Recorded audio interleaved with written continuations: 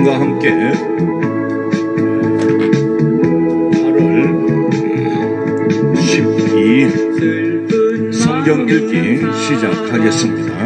예수 이름 믿으며 영원토록 변함없는 기쁜 마음 얻겠네. 예수의 이름은 세상의 소망이요, 예수의 이름은 천국의 쾌락일세. 구주 예수 이름 믿고 능력 있는 그 품에 편히심을 얻을 때에 기쁨 한량 얻겠네. 예수의 이름은 세상의 소망이요, 예수의 이름은 천국의 쾌락일세. 너희가 회개하고 예수 이름에 세례를 받으며 죄사함 받은 내게 주 예수님은 성령으로 선물 주시리. 오 할렐루야, 오 할렐루야, 성령 세례 주신다. 오 할렐루야, 오 할렐루야, 성령 충만 받으라. 너희가 믿을 때에 주의 성령을 받았느냐. 주의 약속 의지하고 주께 구하면 성령을 주시리. 오 할렐루야, 오 할렐루야, 성령 세례 주신다. 오 할렐루야, 오 할렐루야, 성령 충만 받으라. 오 할렐루야, 오 할렐루야, 성령 세례 주신다. 걸어가신 하나님 은혜 감사합니다. 장마가 참 유례 없이 길어짐으로 인하여 전 국토가 폭우로 인하여 많은 피해를 입었습니다. 특별히 저 섬진강 일대와 경남 일대 큰 홍수 피해를 입고 많은 이재민들이 생겨났습니다. 하나님, 이 땅을 긍휼히 여겨주시고 피해를 입은 많은 백성들 위로하여 주시고 속히 복구가 될 수 있도록 하나님께서 역사하여 주시옵소서. 참 다행으로 태풍이 불어온다고 했지만은 또 이렇게 소멸이 되었다는 소식을 들었습니다. 하나님, 어쨌든 또한 감사합니다. 이 땅에 참 더 이상 피해와 또 여러 가지 어려움이 생기지 않도록 하나님, 이 나라, 이 땅을 불쌍히 여겨주시고 특별히 참으로 위정자들과 또 여러 가지 정치, 경제, 문화, 사회 모든 분야에서 여러 가지 어려움들도 하나님께서 극복해 나갈 수 있도록 은혜를 베풀어 주옵소서. 하나님, 오늘도 주의 말씀을 읽고 듣고 쓰기를 원합니다. 하나님, 아무리 세상이 여러 가지 제약이 간영하고 또 마지막 때에 징조들이 일어나고 있는 이런 와중에서도 사랑하는 주의 백성들은 늘 주의 말씀을 가까이 하며 주의 말씀을 사모하며 주의 말씀과 함께 살아갈 수 있도록 늘 성령 충만한 은혜를 베풀어 주옵소서. 감사를 드리옵고 예수님 이름으로 기도드리옵나이다. 아멘. 자, 오늘 창세기 44장입니다. 함께 우리 소리 내어서 읽도록 하겠습니다. 요셉이 그의 집 청지기에게 명하여 이르되 양식을 각자의 자루에 운반할 수 있을 만큼 채우고 각자의 돈을 그 자루에 넣고 또 내 잔 곧 은잔을 그 청년의 자루 아기에 넣고 그 양식값 돈도 함께 넣으라 하매 그가 요셉의 명령대로 하고 아침이 밝을 때에 사람들과 그들의 나귀들을 보내니라.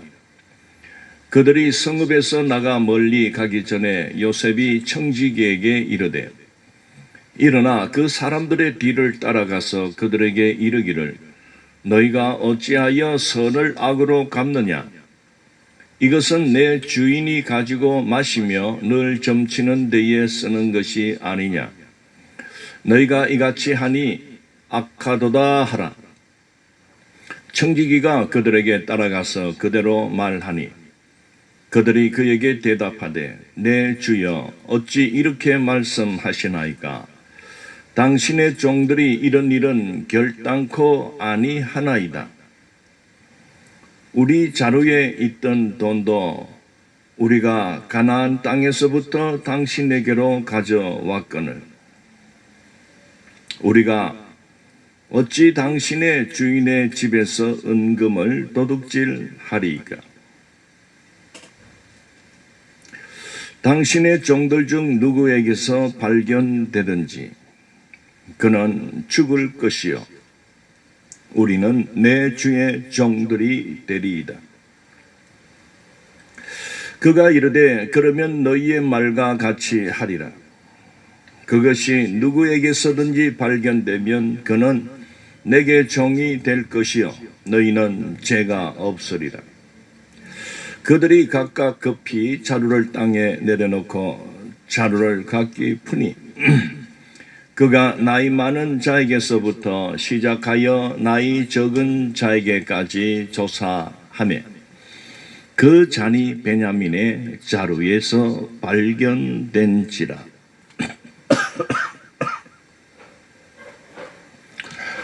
그들이 옷을 찢고 각기 짐을 나귀에 싣고 성으로 돌아가니라. 유다와 그의 형제들이 요셉의 집에 이르니 요셉이 아직 그곳에 있는지라. 그의 앞에서 땅에 엎드리니 요셉이 그들에게 이르되 너희가 어찌하여 이런 일을 행하느냐? 나 같은 사람이 점을 잘 치는 줄을 너희는 알지 못하였느냐? 유다가 말하되 우리가 내 주께 무슨 말을 하오리까? 무슨 설명을 하오리까? 우리가 어떻게 우리의 정직함을 나타내리이까? 하나님이 종들의 죄악을 찾아내셨으니 우리와 이 잔이 발견된 자가 다 내 주의 노예가 되겠나이다. 요셉이 이르되 내가 결코 그리하지 아니하리라.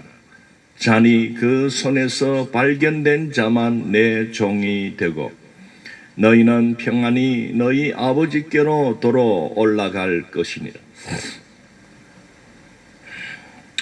유다가 그에게 가까이 가서 이르되 내 주여 원하건대 당신의 종에게 내 주의 귀한 한 말씀을 아뢰게 하소서. 주의 종에게 노하지 마소서. 주는 바로와 같으심이니이다. 이전에 내 주께서 종들에게 물으시되 너희는 아버지가 있느냐 아우가 있느냐 하시기에 우리가 내 주께 아뢰되 우리에게 아버지가 있으니 노인이요 또 그가 노년에 얻은 아들 청년이 있으니 그의 형은 죽고 그의 어머니가 남긴 것은 그뿐이므로 그의 아버지가 그를 사랑하나이다 하였더니 주께서 또 종들에게 이르시되 그를 내게로 데리고 내려와서 내가 그를 보게 하라 하시기로 우리가 내 주께 말씀드리기를 그 아이는 그의 아버지를 떠나지 못할지니 떠나면 그의 아버지가 죽겠나이다. 주께서 또 주의 종들에게 말씀하시되 너희 막내 아우가 너희와 함께 내려오지 아니하면 너희가 다시 내 얼굴을 보지 못하리라 하시기로 우리가 주의 종 우리 아버지에게로 돌아 올라가서 내 주의 말씀을 그에게 아뢰었나이다. 그 후에 우리 아버지가 다시 가서 곡물을 조금 사오라 하시기로 우리가 이르되 우리가 내려갈 수 없나이다. 우리 막내 아우가 함께 가면 내려가거니와 막내 아우가 우리와 함께 가지 아니하면 그 사람의 얼굴을 볼 수 없음이니이다. 주의 종 우리 아버지가 우리에게 이르되 너희도 알거니와 내 아내가 내게 두 아들을 낳았으나 하나는 내게서 나갔으므로 내가 말하기를 틀림없이 찢겨 죽었다 하고 내가 지금까지 그를 보지 못하거늘 너희가 이 아이도 내게서 데려가려니와 만일 재해가 그 몸에 미치면 나의 흰머리를 슬퍼하며 수월로 내려가게 하리라 하니 아버지의 생명과 아이의 생명이 서로 하나로 묶여 있거늘 이제 내가 주의 종 우리 아버지에게 돌아갈 때에 아이가 우리와 함께 가지 아니하면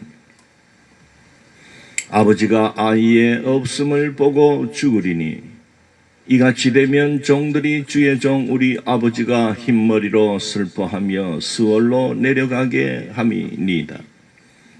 주의 종이 내 아버지에게 아이를 담보하기를 내가 이를 아버지께로 데리고 돌아오지 아니하면 영영이 아버지께 제짐을 지리다 하였사오니 이제 주의 종으로 그 아이를 대신하여 머물러 있어 내 주의 종이 되게 하시고 그 아이는 그의 형제들과 함께 올려 보내소서.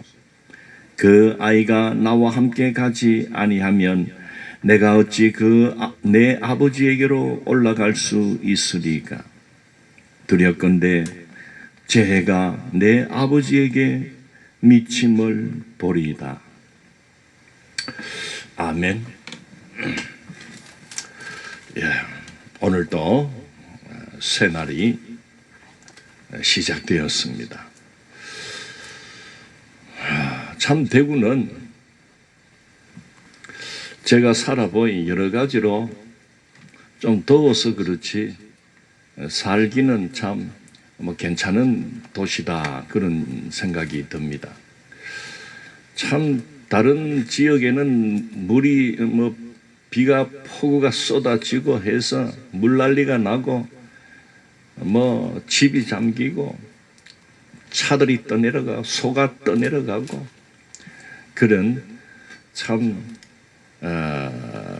재난을 만났는데 대구는 물론 좀 이 집중적인 이런 폭우가 한 번씩 이렇게 쏟아졌지만은 그때뿐입니다. 물이 그냥 쫙쫙 빠져버려요. 어쨌든 우리만 괜찮다고 하나님이 도와주셔서 우리는 괜찮다 참 이렇게 말하기도 요즘에는 참 조심스럽습니다. 이제 물난리 나는 사람들 중에도 하나님을 믿고 하나님을 사랑하는 그런 성도들이 아니겠습니까? 그러면은 그들은 죄가 많아가지고 그 물난리를 당할까요? 그게 아닙니다. 그래서 어쨌든 우리 물난리가 나지 않는 우리가 해야 할 일이 있습니다. 그것은 바로 참 물난리 때문에 어려움을 겪는 그들을 위해서 하나님의 그 은혜와 또 하나님께서 속히 복구될 수 있도록 또 회복이 될 수 있도록 하나님께서 도와달라고 우리가 기도해야 되겠습니다. 자, 우리는 지금 창세기를 읽어가면서 흥미진진한 이런 그 사건들을 우리가 만나게 됩니다. 오늘 특별히 이 44장에 일어나는 일들은 바로 43장으로부터 이렇게 시작되는 그 상황, 즉 가뭄, 기근이 일어날 때에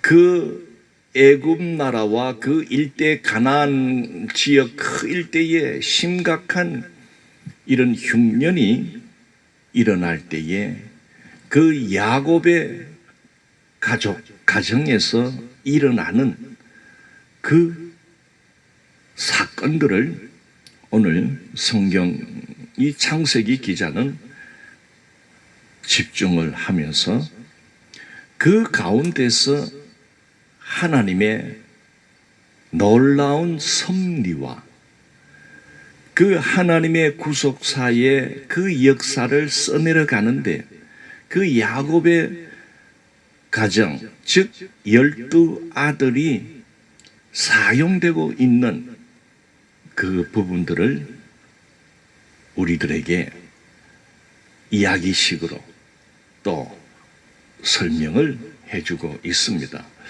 우리도 그저 그 시대에 흉년이 들어서 야곱이 그 자기 아들들을 양식사로 그렇게 애굽에 보내고 그 애굽 총리가 막 그냥 이랬다 저랬다 하는 그런 통에 지금 난리를 겪고 있고 또 그것 때문에 서로 그 야곱과 그 아들들이 신경전을 벌이면서 야곱이 가장 사랑하고 정말 그 베냐민 자기가 사랑했던 아내 라헬로부터 태어난 막내 아들 그 베냐민을 안 뺏기겠다고 안 주겠다고 고집을 부리는 그런 모습들, 그리고 또 야곱의 그 12아들 즉 10아들은 다 어쨌든 야곱에게서 그 베냐민을 데리고 가야 그 애굽 총리가 우리를 살려줄 겁니다.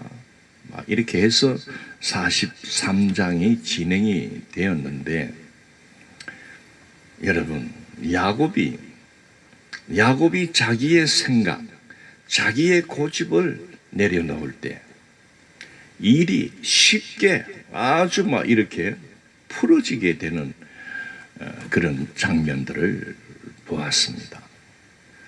그리고 이제 베냐민을 데리고 애굽으로 내려가니까 그 애굽 총리는 기다렸다는 듯이 이들을 데리고 자기 집으로 데리고 가서 그리고 음식으로 대접을 하는데 거창하게 한 것 같아요. 요 보니까 우리가 43장 43장 그 끝머리를 이렇게 보면 이 요셉이 그 총리 아닙니까? 총리가 요셉이거든. 그 딱 보니까 저 막내 동생을 데리고 안 오면 너희들 내 얼굴 볼 수 없다. 이렇게 해놔니까 이 지금 그 베냐민을 데리고 온 거예요. 딱 보니까 그 중에서 그 베냐민은 20대 초반이거든. 제일 젊은 안 보던 얼굴이 딱 있으니까 요셉이고 자기 동생으로 딱 알아차리는 겁니다. 그래서 그렇다고 해서 지금 또 내가 요셉입니다 이렇게 할 수도 없고 그래 이 요셉이 두 보면은 또 눈물이 나서 혼자 또 어디 저 방에 들어가 가지고 실컷 웁니다. 자, 30절 보면은요. 요셉이 아우를 사랑하는 마음이 복받쳐 급히 울 곳을 찾아 안방으로 들어가서 울고, 이런 걸 이래 보면은 그 요셉이라는 그 사람은 참 그 형제들 중에서도 물론 뭡니까 성격이나 이런 모든 것이 온순하고 또 좀 이렇게 감정 그 어떤 연민 이런 부분들에 참 있었는 것 같아요. 그리고 뭐 처음에 형제들 볼 때도 막 또 혼자 또 들어가 가지고 실컷 울고 또 나오고, 그리고 이번에는 자기 막내 동생 베냐민은 바로 자기 같은 라헬이 낳은 그 두 형제거든요. 그리고 요셉이 그한 20 몇 년, 20년 정도 이렇게 후에 베냐민을 보게 되니까 얼마나 또 막, 그 요셉의 마음 속에서 그 아우를 사랑하는 마음이 막 북받치니까 혼자 또 들어가가지고 실컷 울고는, 그래도 얼굴도 세수를 하고 안 그런 척하고 이래 또 이제 나와서 이제 음식을 대접을 하는데, 이 베냐민에게는 5배로 상을 차려줬다고 그래요. 자, 34절에 요셉이 자기 음식을 그들에게 주되 베냐민에게는 다른 사람보다 5배나 주매. 이 5배, 5라는 숫자는 사실 그 애굽 나라에 어떤 행운을 갖다 주는 숫자입니다. 보통 그 가나안에 살고 있는 그 유대 사회에서는 7자를 완전수라고 그렇게 하는데, 그 애굽에서는 5자를 이거 다섯이라는 이것을 어떻게 보면 완전수 또는 뭐 행운의 수 또는 충만한 어떤 그런 것을 나타낸다, 그렇게 말을 합니다. 그러니 뭐 형들에게는 만약에 밥을 한 그릇 이렇게 국 한 그릇, 밥 한 그릇 이렇게 줬다고 한다면, 이제 동생에게는 야 베냐민 너는 밥 5그릇 먹고 국도 5그릇 주고, 그런 말은 아니고 어쨌든 그 형님들보다 자기 바로 동생인 그 베냐민에게는 특별히 더 먹을 것이나 맛있는 것을 좀 더 줬다, 그런 의미가 되겠죠. 어쨌든 그 풍성한 그 식사 시간을 통해서 요셉과 그리고 그 형제들과 함께 베냐민과 함께 참 즐거운 그런 시간을 가지게 됩니다. 이때까지도 요셉은 자기의 신분을 드러내지 않습니다. 즉 자신이 내가 11번째 요셉입니다, 이 말은 아직 하지 않습니다. 다 요셉에게는 생각이 있습니다. 그러면서 이제 44장으로 넘어오는데, 그리고 실컷 미기놓고는 이제 새벽에 이제 아침 일찍이 떠날 수 있도록 그러니까 9 형제들과 그 다음에 그 불모로 잡혀 있던 시므온을 이제 꺼내 와서 같이 이제 이렇게 식사를 실컷 하게 하고, 이제 양식을 각자의 나귀에 이렇게 실어줍니다. 실어줄 때 또 요셉이 이제 마지막 시험을 냅니다. 여러분, 우리들의 신앙생활 속에서도요, 이 시험이 있다고 했지요.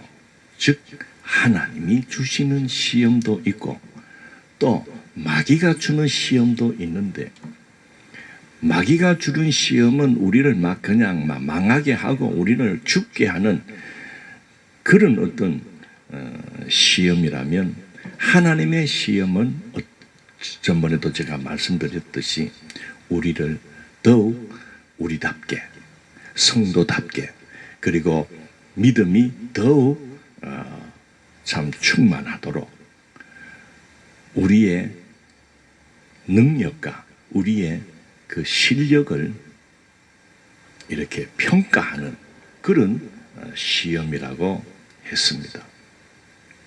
바로 하나님은 이 요셉을 통해서 그 형제들에게 이제 마지막 시험을 하나 내는데, 그 목적은 무엇이냐면은, 이 형님들이 과연 이 베냐민에게 은잔을 숨깁니다. 그 숨겨놓습니다. 그 자루 속에. 그래가지고 베냐민이 이렇게 들키게 됩니다. 물론 이제 다 이 계획 속에서 요셉이 그 시종 드는 자들에게 야들아, 저 형제들에게 전부 각 자루에 양식을 가득 채우고 그들이 갖고 온 양식값도 다 다시 그 안에 넣고, 그러나 저 막내인 베냐민이라는 저 청년에게는 내가 갖고 있는 은잔을 숨겨라. 거기다가 잡아여라. 그래가지고는 이 요셉의 그 형님들과 그 베냐민은 아무 모릅니다. 모르는 가운데 실컷 얻어먹고는 이제 양식 사가지고 이제 간다. 그러니 아주 기쁜 거예요. 왜? 베냐민을 데리고 왔다가 아무 일 없이 그냥 또 그대로 데리고 가니까 아버지에게 약속했던 것도 이루어지는 거거든. 어쨌든 내가 그 유다가 아버지, 내가 베냐민을 데리고 가가지고 얼굴 한번 보여주고는 내가 그대로 데리고 옵니다. 막 그렇게 막 아버지를 설득해가지고 어쨌든 그 야곱이 그래 데리고 가거라 해서 이제 된 거니까.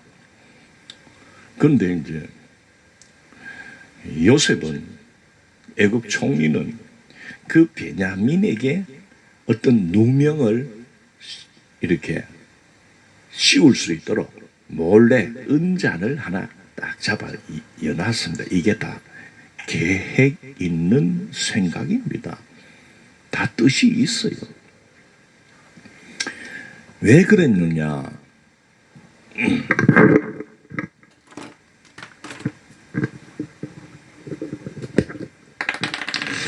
자, 이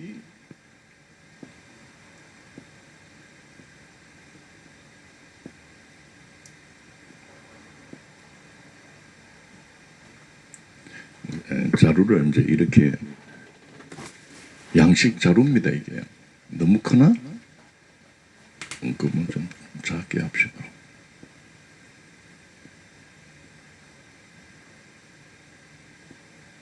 여기 이제 묶어 가지고 이제 이렇게 이제 여기다가 양식값도 이거는 양식값입니다. 이건 돈도 이 안에 넣어놓고, 그 다음에 여기다가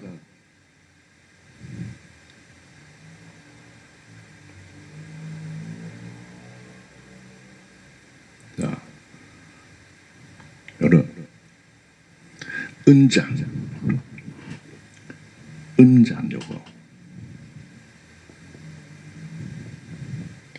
요거는 양식 몰래 전부 이제 그 사람 숫자대로, 이제 요거는 누굽니까? 베냐민 자루입니다. 베냐민. 그 다음에 하나, 둘, 셋, 넷, 다섯, 여섯, 일곱, 여덟, 아홉, 10개. 이 형님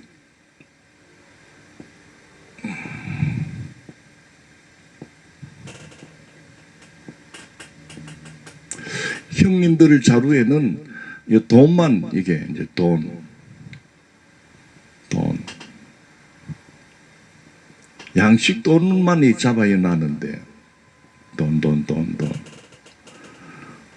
이거는 전번에도 그렇게 했죠. 그래 요셉이 자기 형들에게 이거는 막 내가 너희들 당신들의 양식값을 뭐 공개적으로 안 받겠다 그런 건 아니고 그 정상적으로 돈 주고 삶는 이제 양식을 사가지고 자루 속에 다 잡아였는데, 그러나 요셉은 자기 자신의 어떤 아이고 뭐 양식값을 받아봐야 뭐 하겠나 막 그런 어떤 뜻에서 배려하는 차원에서 이렇게 잡아연 겁니다. 이 돈은. 그런데 베냐민 자루에만 특별히 은잔을 딱 잡아여 놨습니다. 그래 이제 이 야곱의 이 아들들은 이제 또 이름을 적어야지. 루벤, 시므온은 이제 풀려났지요. 레위, 유다, 단, 납달리, 단, 이거는 아셀,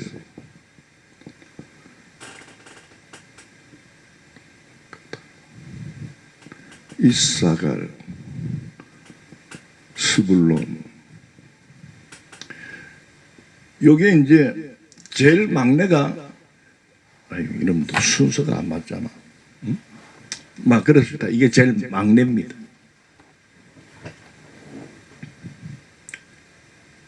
이제 이걸 나기에 싣고 이제 실컷 얻어먹고 이제 가는 겁니다. 이제. 그래 얼마나 기분이 좋겠어. 그런데 저 뒤에서 보이면 또 막 말을 타고 누가 하나 또 쫓아오는데 보니까 그 요셉이 보낸 그런 시종입니다. 청지기. 요셉의 청지기가 막 따라와가지고 서 꼼짝마. 이게 막 갑자기 그렇게 친절하게 안내를 하고 식사도 대접하면서 우리가 여차 이런 이야기도 잘 들어주고 했던 그 청지기가 이제는 말을 타고 와가지고 꼼짝마 전부 열어. 자루 전부 열어. 뭔 일이요? 너희 중에 우리 총리님의 그 사용하는 은잔을 가지고 간 자가 있다. 이렇게 나오는 거예요. 그러니까 뭐 시급하잖아요 지금. 아이고야.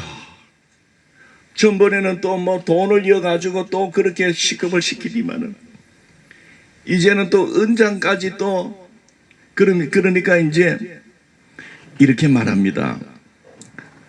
6절. 자, 그 4절부터 한번 봅시다. 그들이 성읍에서 나가 멀리 가기 전에 요셉이 청지기에게 이르되 일어나 그 사람들의 뒤를 따라가서 그들에게 이르기를 너희가 어찌하여 선을 악으로 갚느냐? 이것은 내 주인이 가지고 마시며 널 점치는 데 쓰는 것이 아니냐? 너희가 이같이 하니 악하도다 하라. 6절. 청지기가 그들에게 따라가서 그대로 말하니 7절. 그들이 그에게 대답하되 내 주여 어찌 이렇게 말씀하시나이까? 당신의 종들이 이런 결탄코 아니 하나이다. 우리는 뭐 도적질 같은 거 그런 거 원래 안 합니다. 우리는 하나님을 믿는 우리는 그 백성이기 때문에 뭐 이렇게 잣달게 뭐 남의 거를 슬쩍 가지고 간다든지 그런 거 아예 그런 것은 안 합니다. 이러면 큰 소리를 치는 거예요. 그러면서 8절 우리 자루에 있던 돈도 우리가 가나안 땅에서부터 당신에게로 가져왔거늘 우리가 어찌 당신의 주인의 집에서 은금을 도적질하리까. 9절 당신의 종들 중 누구에게서 발견되든지 그는 죽을 것이요 우리는 내 주의 종들이 되리이다. 자, 당신 여여 찾아보세요. 다 뒤벼가지고 만약에 어느 자루에 그 총리의 은잔이 나온다면 그는 그 자리에서 죽여도 괜찮습니다. 그리고 우리 모두가 총리의 노예가 되겠습니다. 막 이렇게 큰 소리를 빵 친 거예요. 그러니까 그 청지기가 전부 쏟아. 전부 쏟아. 막 여기다가 막 돗자리를 폈는지 막 장판을 펴놓고는 막 전부 막 하나씩 쏟아가는데 루벤이 쏟고 시몬도 쏟고 레위도 쏟고 유다도 쏟고 단도 쏟고 납달리도 쏟고 이사가 이렇게 하는데 그 다음에 마지막으로 베냐민이 딱 쏟으니까 은잔이 나와버린 거예요. 참 기가 막힌 일이 또 터졌습니다. 그러나 요셉이 뭐 한다고 했습니까? 다시 한번 저 형들에게서 요셉이 찾고자 하는 것은 바로 이 베냐민은 다들 이 배다른 형제들이거든요. 여기 르시, 레유 요렇게 단납, 갓아, 이사갈, 스불론은 여기 전부 이제 야곱의 부인들인데 부인이 4명이라 했잖아요. 요거는 이제 라헬의 소생들이에요. 라헬. 그리고 이사갈, 스불론도 이것도 라헬이 낳았어요. 그 라헬이 최고로 많이 낳았죠. 하나, 둘, 셋, 넷, 다섯, 6명. 그 다음에 이거는 이제 빌하입니다. 이거는 빌하가 낳은 아들이고, 요거는 라헬, 빌하, 요거는 실바. 내가 좀 뜸을 들인 것은 바로 막 안티나와 요새는 막 좀 깜빡깜빡해요. 빌하, 요 실바의 자식. 그 다음에 이 베냐민과 지금 요셉이 있죠.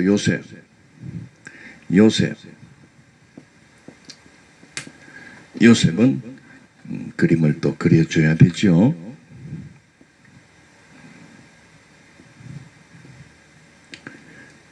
요셉은 머리에 또 이렇게 또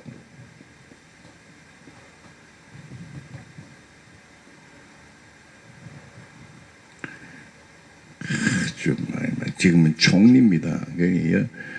여기는 번쩍번쩍한 금목걸이 있고요. 이게 요셉인데, 여기 허리띠는 또 이런 것도 하나 안 찾겠어? 이렇게. 지금 다 이래가 있는 거요. 이 요셉입니다. 요셉과 베냐민은 누구의 소생이냐면은 바로 라헬의 소생인데, 이 라헬은 죽었다 했어요. 그 베냐민 요 동생을 놓다가 죽어버렸어요. 그 엄마가 엄마가 다 달라. 이게 라헬이 아니고 이래 또 실수할 때가 있네요.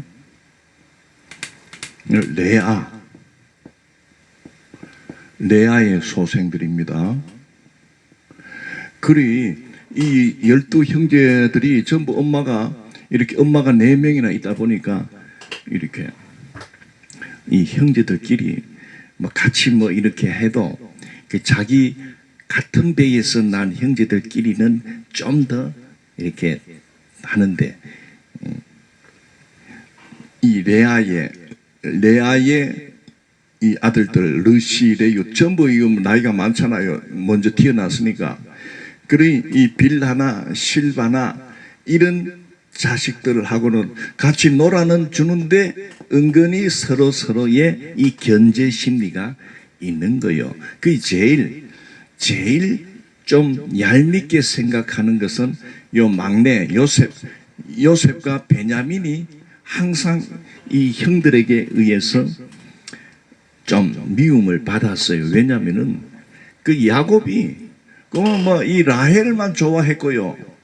부인도 이 라헬 부인만 좋아하고, 그 다음에 그 라헬로부터 태어난 이 두 자녀를 너무 사랑했는데, 처음에는 베냐민이 태어나기 전에는 요셉을 사랑하고 요셉을 막 애지중지하면서 그렇게 하다 보니 요셉이고 막 어느 날 막 죽었습니다. 이 가는 바람에 막 굉장히 그 야곱이 마음이 상심이 돼서 그 후에 태어난 이 베냐민이라도 막 어쨌든 어떻게 또 죽게 한다든지 어디 뭐 내보내 가지고 그런 어려움을 당하지 않도록 그냥 자기가 끼고 그래 살은 거예요. 그 한 20년을 그렇게 이제 이 베냐민을 그렇게 막 다독거리다 보니까, 그래 이제 요셉이 이 베냐민 데리고 오라고 이제 그래 난리가 지금 나잖아. 그리고 어쨌든 베냐민을 이 은잔을 베냐민 자루에다 숨겨놓고 이거를 딱 발견해서 베냐민을 안 보내려고, 베냐민을 안 보내고 딱 애굽에 남겨 놓으려고 이제 요셉이 이제 작전을 짠 거예요. 자, 이 베냐민에게서 이게 은장이 나오는 바람에 이 나머지 형제들은요 기겁을 합니다. 왜? 해필이면은 베냐민 자루에서 은잔이 나오니까 지금 이 고향 땅에는 늙은 자 일단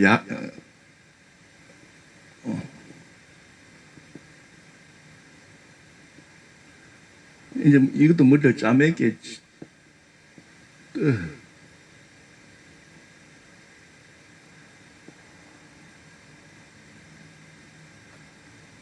늙은 할아버지,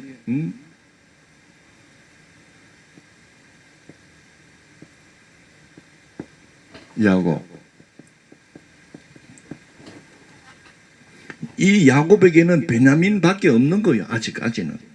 왜? 요셉은 죽은 줄 알고 있으니까. 큰일 났는 거예요. 그 서로 막 이 일을 어떻게 해야 될까 하다가 13절에 보니까 그들이 옷을 찢고 각기 짐을 나귀에 실고 다시 요셉의 집으로 다시 돌아온 거예요. 왜? 걸렸으니까. 갈 때는 막 좋았는데 베냐민 자루 속에서 은잔이 발견되는 바람에 막 할 말도 없고 유구무원이라. 응? 이제는 막 이제 우리는 죽었다 이제 해가지고 다시 요셉에게로 끌려가게 된 겁니다. 그리고 이 형제들이 우리한테 저녁 먹일 때 음식을 푸짐하게 줄 때 알아봤어야 되는데 왜? 저 총리가 우리를 실컷 미기놓고 우리를 막 노예로 막 그냥 하려고 하지 않는가? 그때 알아봐야 되는데 뭐 먹을 것이 많이 나오니 막 실컷 막 다른 생각은 안 하고 왜 참 희한하다 이렇게 하면서 실컷 먹어놓고는 이렇게 당해버리니까 이게 막 대책이 없는 거요. 여러분, 정말 요셉이 악하고 막 이런 잔인한 어떤 그런 사람이었다면, 내가 어릴 적에 너희들이 나를 미워하고 나를 17살 때 너희들이 나를 애굽에 은 20에 팔아먹었지. 맛 좀 봐라 하면서 꼭 여러분 소를 요새는 강에 가면 소가 떠내려가고 있대. 그 소를 도살할 때 소에게요 물미깁니다. 물미겨. 왜 물을 미길까요?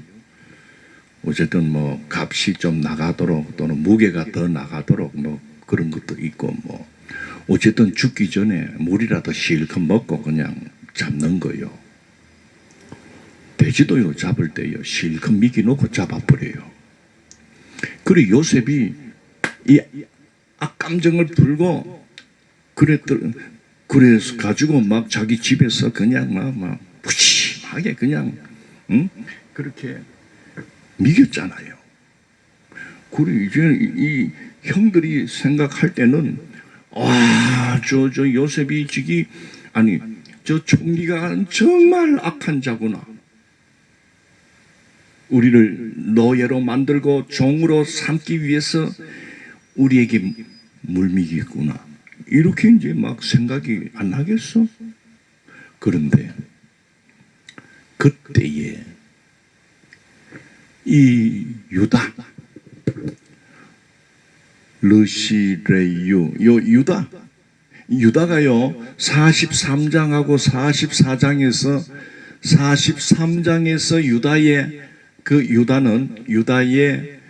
유다는 아버지를 야곱을 설득하는데 주도적인 역할을 하게 됩니다.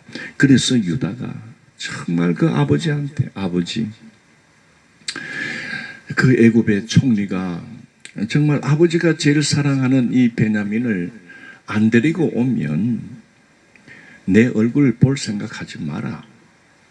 그렇게 되면 붙들려 있는 이 시므온이 죽습니다. 아버지요, 내가 책임을 지고 내가 베냐민을 데리고 가서 얼굴 한번 비추고는 내가 책임지고 내가 아버지께로 다시 데리고 오겠습니다. 만약에 무슨 일이 있게 되면 내 아들 유다에게는 두 아들이 있어요. 베레스하고 38장에 나오는데 한번 봅시다. 38장 베레스 그 다음에 세라 요 두 아들이 있거든. 요 두 아들은 또 기막히게 이게 며느리 사이에서 또 태어난 쌍둥이입니다. 그런데 보세요. 이 유다가 이 형 제일 큰 루벤, 시므온, 이 레위보다도 넷째 동생인데 43장과 44장에서 그 형제들을 대변하는 주도적인 그런 역할을 감당하게 됩니다. 유다가 43장에서는 어쨌든 자기 아버지 야곱을 설득하는데 이렇게 쓰임받게 됩니다. 그래서 어쨌든 아버지를 설득함으로 인해서 이 베냐민을 요셉에게로 데리고 가게 됐죠. 그 다음에 44장에 들어와서 다른 형제들은 아무 소리도 안 하는데 이 유다가 나서서 이제는 요셉을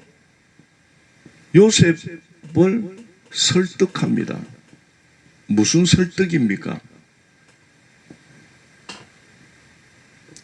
진정성 있는 정말 우리 가족은 여호와 신앙을 갖고 있는 가정으로서 이렇게 참 비굴한 수치스러운 그런 도둑질 그런 거는 우리는 하지 않습니다. 이것은 어떻게 됐든지 간에 어쨌든 베냐민 자루에서 은잔이 나왔기 때문에 우리들은 당신의 종이 되겠습니다. 이렇게 하면서 16절에 이런 말을 합니다. 유다가 말하되 우리가 내 주께 무슨 말을 하오리까? 무슨 설명을 하오리까? 우리가 어떻게 우리의 정직함을 나타내리까? 하나님이 종들의 죄악을 찾아내셨으니 우리와 이 잔이 발견된 자가 다 내 주의 노예가 되겠나이다. 이렇게 된 판에 변명하고 그렇게 구차하게 하지 않고 유다가 나서서 이런 마당에 우리가 무슨 말을 할 수 있겠습니까? 무슨 변명을 할 수 있겠습니까? 유다는 바로 이렇게 된 것을 네 때문이야 다른 핑계를 대지 않습니다. 하나님이 우리들의 죄악을 찾아내어서 우리에게 징벌하고 있다고 고백을 합니다. 바로 이 죄악은 이 형제들에게서 죄악이 참 많은데 지금까지도 아버지에게 알릴 수 없는, 말할 수 없는 그 죄악이 바로 뭡니까? 요셉이 17살 때 17세 때 이 요셉을 이 형제들이 팔아먹은 거 아닙니까? 돈 받고 은 20개를 받고 팔아먹은 겁니다. 그걸 이제 솔직하게 우리가 과거에 20년 전에 우리의 11번째 동생을 우리가 그동안 좀 얄밉고 믿고 해서 그 은을 받고 팔아먹었던 장본인이 접니다. 사실 맞거든. 루벤은 우리 죽이지는 말자 그냥 이렇게 말을 했던 자고 이 유다는 우리 팔아먹어 그 노예 애굽 내려가는 상인에게 팔아먹자고 주장한 사람이 유다거든. 그 이제 시므온과 레위는 가만히 보니까 요셉 온다 저거 이 참에 저거 죽이자 어쨌든 이 둘이가 주동을 한 것 같아. 주동을.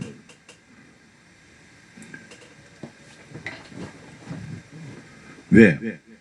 그 세겜성에서 자기 동생 여동생이 그냥 그 세겜이 성폭행을 해버리고 감금 이렇게 동생을 자기 집에다가 그냥 감금을 하는 그런 사건이 일어납니다.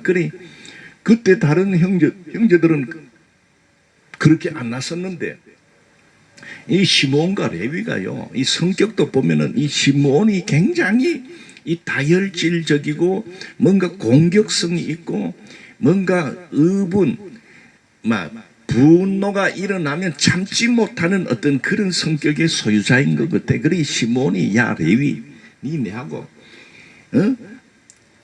우리 여동생을 저렇게 폭행하는 저 자를 그냥 가만히 놔둬야 되겠나? 죽여버려야 안 되겠나? 그리고 전부 할례를 받게 해가지고 그러면은 너희들과 우리가 서로 통혼도 하고 같이 어울려 살 거다. 그만 그래 놓고는 할례 받고 3일째 아픈 날 알거든 자기들은. 그때를 기습해가지고 이 둘이가 아파 누워있는 막 세겜 사람들 남자들을 전부 그냥 그대로 막 목을 친 거요. 아주 이 두 사람은 좀 그런 좀 무서운 사람들이라. 그런데 이 유다는 어쨌든 막 죽이지는 말자. 그래도 막 생명은 붙어 있는 방법을 택한다면 어쨌든 저 뭐 어디 애굽에 팔아먹어 버리면은 그래도 뭐 노예를 하든지 뭘 하든지 그래 뭐 지대로 안 살겠나 이제 그런 마음으로 이제 했는데 막 이제 그만 막 이 작당이 일어나니까 유다가 막 요셉 앞에서 우리가 지은 죄에 대하여 하나님께서 이렇게 우리를 찾아내요.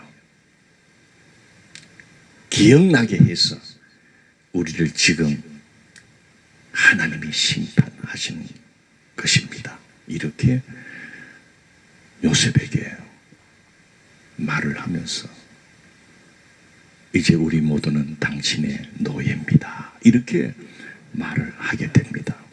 그러니까 17절에서 요셉이 이르되 내가 결코 그리하지 아니하리라. 자니 그 손에서 발견된 자만 내 종이 되고 너희는 평안히 너희 아버지께로 올라갈 것이니라. 그러니까 18절에서 유다가 그에게 가까이 가서 이르되 내 주여 원하건대 당신의 종에게 내 주의 귀한 한 말씀을 아뢰게 하옵소서. 주의 종에게 노하지 마소서. 주는 바로와 같으심이니이다 하면서 19절부터 이 유다가 그 요셉에게 일어났던 그 모든 일들을 소상하게 말을 합니다. 그래서 여러분 이 유다가 19절에서 33절까지 이 내용은 유다가 대표해서 지금 이렇게 우리가 당신 앞에 서게 된 이 모든 가정을 소상하게 되짚으면서 이 베냐민을 살리려고 이 베냐민만은 살려야 됩니다. 이 베냐민만은 돌려보내 주셔야 됩니다. 왜? 우리 늙은 아버지 야곱과 이 베냐민은 생명이 서로 하나로 묶여 있습니다. 자, 30절에 나오지요. 아버지의 생명과 아이의 생명이 서로 하나로 묶여 있습니다. 이 말이 뭡니까? 만약에 베냐민이 아버지에게로 야곱에게 돌아가지 못하면 우리 아버지 늙으신 아버지는 그 자리에서 죽습니다. 그러니 차라리 나를 죽여주십시오.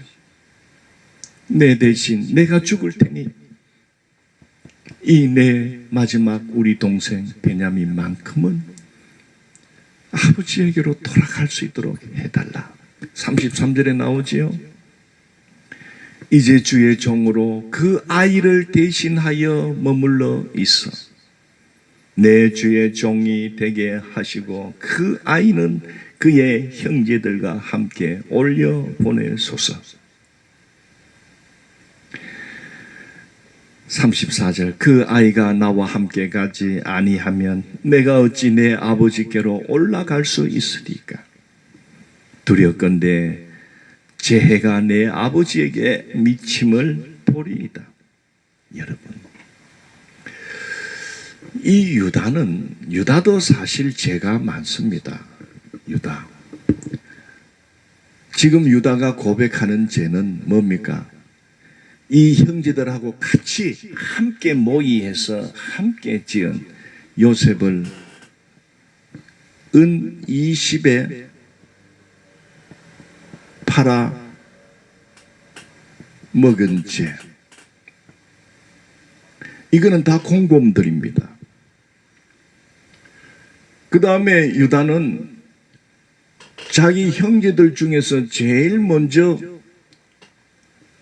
지대로 그냥 나 아버지 이제 난 내대로 살래요 하면서 지대로 그냥 나가가지고 이건 첫 번째 죄고, 두 번째 죄는 아버지 집을 떠나 이방 땅에 들어가서 이방 여인을 아내로 삼고 아버지 집을 떠난 겁니다. 제일 최초에 이 유다가 떠났어요. 그러면서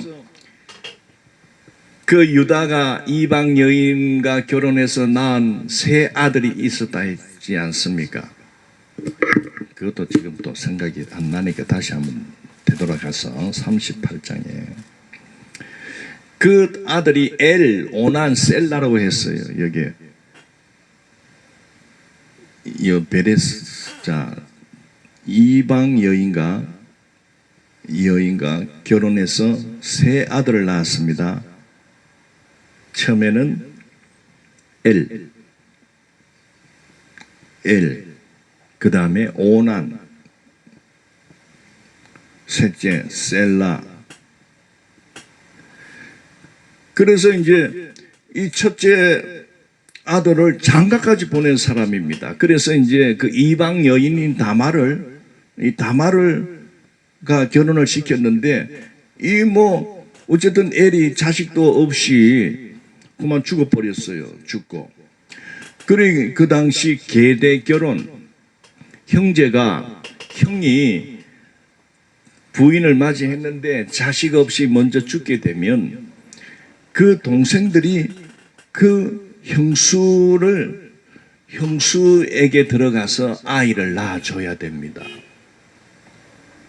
그러니까 이 둘째 오난이 이제 그 형수인 다말에게 들어갔지만은 오난이 딴 생각을 했어요. 그게 뭐냐면은 내가 뭐 형님 씨를 주는 그런 자냐, 내가 뭐 형수에게 씨를 준다 해도 그 태어나는 자식은 내 자식이 아니고 형님 자식이 되니까 그만 그래가지고 설정을 했다 했잖아요. 그리고 결국은 형수에게 그 씨를 주지 않았던 그런 자입니다. 그래서 하나님께서 그것을 악하게 보시고 오난도 그만 죽인 거예요. 그래 요즘에 그 심리학에서 오나니즘이라는 게 있습니다.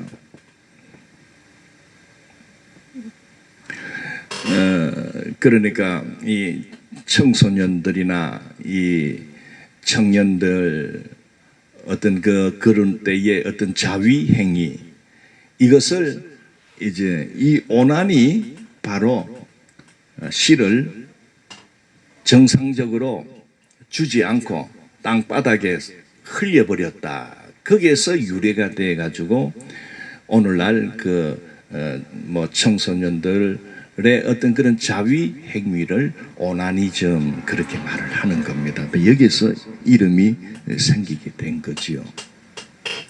그 뭐 어쨌든 뭐 성경에서요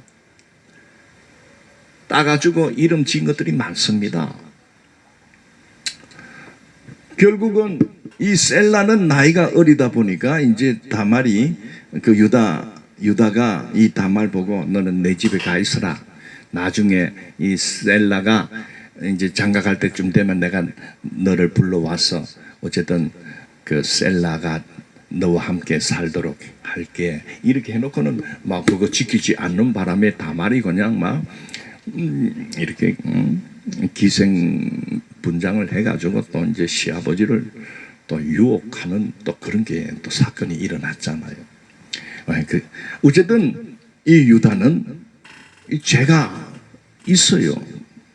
그런데 오늘 43장에서 44장에서 이 유다가 그 요셉 앞에서 그 자기의 가족들이 어떻게 살아왔는가, 또 우리들이 참 말 못할 어떤 그런 죄가 있었다. 그러니까 아직도 자기 아버지 앞에도 말 못하고 있는 11번째 요셉을 우리가 팔아먹었습니다. 이 가는 날에는 이제 디비지는 거예요. 다 죽는 거예요, 이제는. 이 아버지는 그냥 요셉이 어디 짐승에게 물려 죽은 줄 알고 이제 그렇게 평생 살아왔는데, 이제 와서는 말도 못해. 그런데 이제 이 베냐민에게 은잔을 넣은 이 요셉의 그 어떤 이 형들이 어떻게 나오는가 시험을 했다 하지 않습니까? 만약에 베냐민에게 이렇게 은잔이 나오게 되면 다른 형제들이 저 봐라, 저게 도둑놈이구나. 우리는 아무 죄가 없습니다. 저 동생을, 저 베냐민을 죽이십시오. 우리는 상관없습니다. 이렇게 발뺌을 하거나 그냥 이 동생을 향해서 이 못된 놈 니 때문에 우리 모두가 죽게 생겼다, 니 때문에 우리는 망했다, 이렇게 하지 않고 유다가 그 아버지와 베냐민 사이를 설명하면서 내가 죽겠습니다. 내가 이 베냐민을 대신해서 내가 모든 죄를 내가 지고 내가 죽겠습니다. 제발 우리 이 막내 동생을 우리 아버지에게로 돌아갈 수 있도록 간청을 하는 겁니다. 바로 44장에서 제일 두각을 드러내는 자는 바로 유다입니다.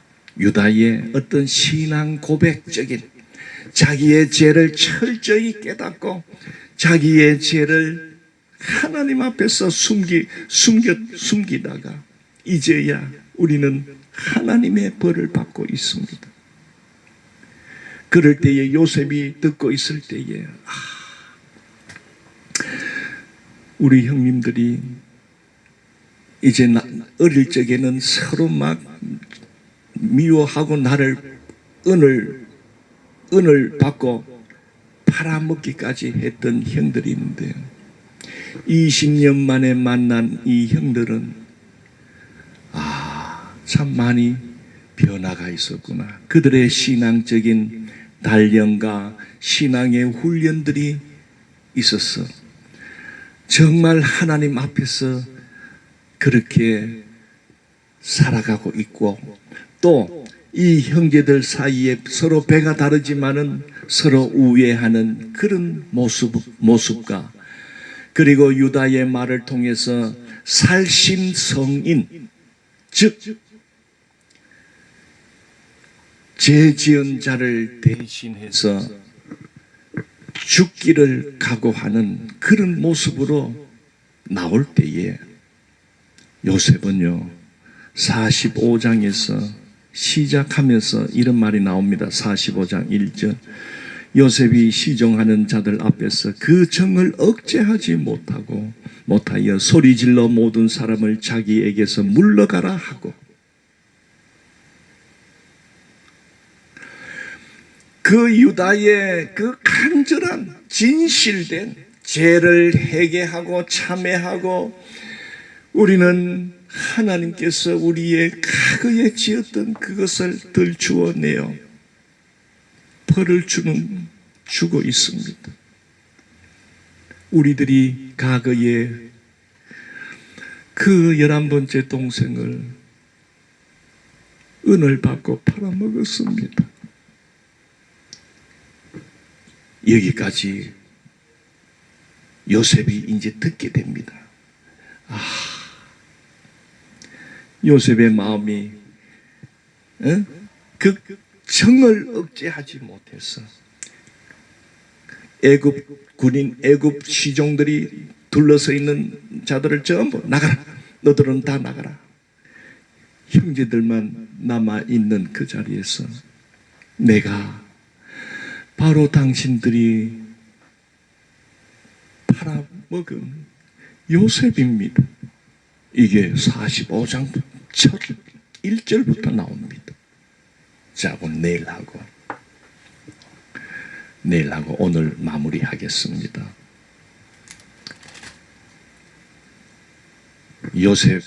요셉의 시험은 바로 이 베냐민에게 은잔을 딱 숨겨서 그 베냐민을 이제 형들이 이 베냐민에게 어떻게 할까? 자기들이 살려고 베냐민을 죽여라. 저 베냐민은 우리하고 상관이 없다. 막 그냥 은잔을 훔쳤으니까 당신들이 알아서 하십시오.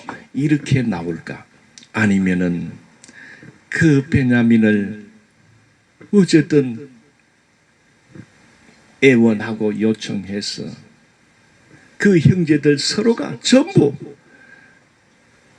그 형제애가 얼마나 있을까? 요셉이 다 유다의 말을 듣고 나니 아하, 우리 형님들은 정말 이제 함께 살아야 할 우리 형님들이구나. 20년 세월 속에 하나님이 나와 함께 동행하였듯이 하나님은 우리 형제들과 우리 아버지와 우리 가정을 지키고 계셨구나. 그걸 확인하게 됩니다. 발견하게 됩니다. 왜 은잔일까요? 뭐 금잔도 있고 뭐 많잖아요. 동으로 만든 것도 있고. 해필이면 왜 은일까요? 바로 이 형님들이 요셉을 은돈을 받고 팔아먹었거든. 그래 요셉에게는 바로 그 은잔을 통해서 형님들의 과거에 그 지은 그 악행들을 어떻게 보면 깨우치게 해서 생각나게 해서 이렇게 이제 베냐민 자루 속에 그 은잔이 들어 있음으로 인해 이제 베냐민이 이제 애굽에서 이제 죽게 되었구나. 이걸로 통해서 그들의 상태, 그들의 심리, 그들이 형제들 사이에 얼마나 서로 우애하고 서로 아끼고 서로 사랑하는지를 보고 싶었던 겁니다. 이게 바로 요셉이 마지막으로 형님들을 시험한 시험 문제였던 겁니다. 어쨌든 유다를 통해서 유다의 그 희생, 내가 죽겠습니다. 나를 죽여주십시오. 차라리 내가 죽겠습니다. 우리 동생은 살아야 됩니다. 왜? 동생을 죽이거나 동생을 이 아버지 곁으로 데리고 가지 않으면 아버지가 죽습니다. 그 부모를 향한 그 사랑. 다른 형제들은 그냥 뭐 유구무원이지 뭐 입이 있어도 그냥 이러고 있을 때에 그 넷째 유다가 그 형제들을 대변해서 또 베냐민을 대변해서 내가 죽겠습니다. 내가 남아서 내가 노예가 되겠습니다. 우리 형님들과 이 베냐민을 보내주십시오. 사랑하는 성도 여러분, 우리는 이 유다를 통해서 바로 누구의 모습을 보게 됩니까? 이 땅에 오신 예수 그리스도를 보게 됩니다. 예수님은 우리들 죄가 있고 허물이 많은 우리들을 살리기 위해서 예수님이 기꺼이 십자가를 지셨습니다. 그 예수님의 희생, 그 예수님의 희생이 있었기 때문에 오늘 우리가 사는 겁니다. 오늘 우리가 용서받고 사는 겁니다. 한 알의 밀알이 땅에 떨어져 썩지 아니하면 한 알 그대로 있고 썩으면 많은 열매를 맺느니라. 예수님이 하신 말씀입니다. 사랑하는 성도 여러분, 우리도 이 세상 살면서 가정 또 우리와 함께하는 어떤 육적인 형제들, 가족들 어울려서 우리가 살아갑니다. 하나하나를 따지면 누군들 죄가 없는 사람이 어디 있겠습니까? 세상 살다 보면은 물론 자기가 의도적으로 짓는 죄도 있지만은 자기도 무의식 중에 의도하지 않는 어떤 그런 정당방위 차원에서 살인죄를 저지르거나 어떤 강도나 이런 격투를 하다 보면은 또 살생을 하는 그런 끔찍한 일들도 일어나고 그런 것보다도 세상을 살다 보면 억울한 일로 애매하게 죄인이 되어서 감옥에 들어가는 일도 있고 벌금을 물리는 일도 있고 참 이렇게 베냐민 같이 안 훔쳤는데 자기들은 안 훔쳤는데 이래 형제 중에 티 나와버리니까 어쩔 수 없이 이 도둑놈이 다 된 겁니다. 그럴 때에 그런 경우가 있습니다. 세상 살다 보면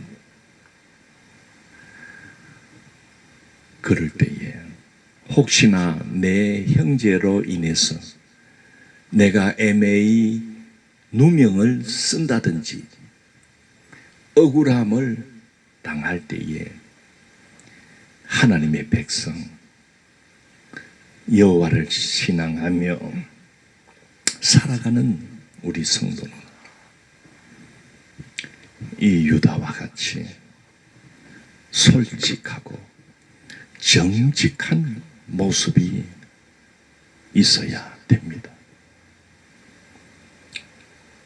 인정하고 우리 중에는 누구 하나 당신의 물건을 가져올 자가 훔칠 자가 없습니다. 그런데 실상은 어쨌든 뒤집어 누명을 씌운 거 아닙니까? 모함을 이제 해서 이제 걸려든 거요. 이럴 때에 비굴하게 너의 책임이다. 네가 책임져라. 형제들 사이에서 그런 자가 아니라 예수님을 믿고 살아가는 오늘 우리들은 예수님께서 우리의 죄를 벌받아 너 못된 놈 너는 천국 갈 수 없어 그렇지 않고 오히려 예수님이 우리 모두의 죄를 지시고 대신 십자가에서 죽기까지 하신 그 사랑을 베풀어 주었습니다. 오늘 우리는 이 창세기 구약 성경 창세기 44장에서 바로 유다의 그 모습을 통하여 우리는 십자가를 지시고 죽으신 그 예수님의 그 놀라운 희생의 정신, 놀라운 그 인류의 우리를 사랑하는 그 사랑을 만나게 됩니다. 구약 성경이 뭐 어렵고 우리 신약 성경 복음하고 전혀 뭐 관계도 없는 그런 말씀 아닙니다. 바로 구약 성경 그 매 장마다 어떻게 보면 바로 구약이 있는 것은 구약 성경의 줄거리는 이 세상, 오늘 이 시대를 살아가는 이 세상의 인생으로 살다가 죽음을 맞이할 수밖에 없는 이 죄인들을 하나님께서는 구원하고 그들의 영혼을 살려서 저 영원한 천국에서 영생 복락을 누리기 위한 방편으로 먼저 그 구주 되신 예수 그리스도가 이 세상에 오는 그 길을 아브라함을 불러서 이삭, 야곱 그리고 12 아들을 이스라엘 민족을 형성하며 그들에게서 왕이 나오지 않습니까? 사울 왕, 다윗 왕, 솔로몬 왕 하면서 그 역대기, 열왕기 상하, 역대기 상하를 통해서 이스라엘의 역사가 이어져 가고 있는 것이 바로 이 구약 성경의 내용입니다. 왜 장황하게 이 이스라엘 한 민족을 이렇게 일으켜서 그들의 역사 이야기를 소상하게 기록해 놨습니까? 바로 우리 인생을 너무나 사랑하시는 그 하나님의 사랑을